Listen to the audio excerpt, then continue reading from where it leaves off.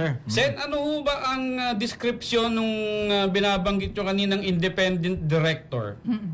Hindi rin nyo alam. Well, may mga idea ho kami, pero mas maganda ho sa inyo nang galing yan. Yung independent director, unang-una, wala kang pagmimay-ari sa isang kumpanya.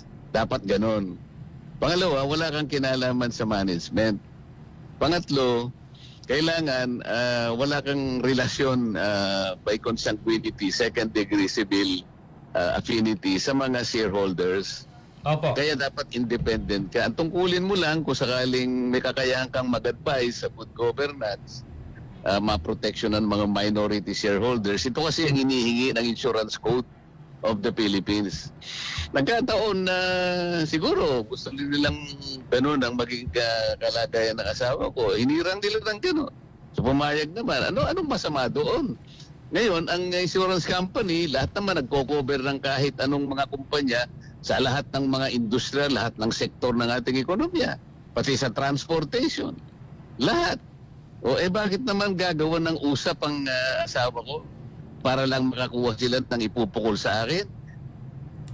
Pero Ganyan na karumi. hindi ho ba dapat, Senator, manggaling din sa inyo ang delikadesa na, uy, yung asawa ko, ano nito kumbaga nagsiservisyo dito, meron siyang, kumbaga, transaksyon dito, hindi kaya marapat na ako dumistansya muna?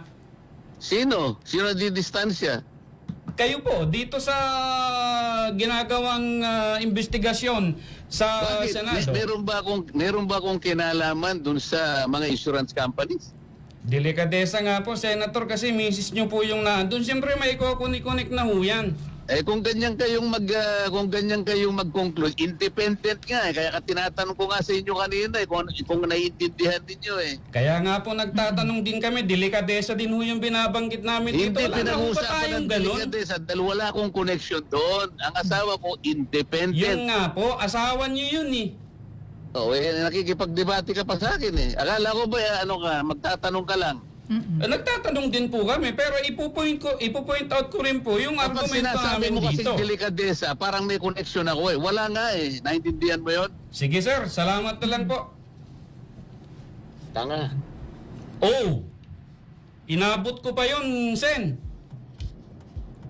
Tinawag mo kami ritong tanga. O diba, ano yan? Yan ba yung mambabatas na ibinoboto nyo? Hindi nga niya masagot yung word na delikadesa Ano to? O diba?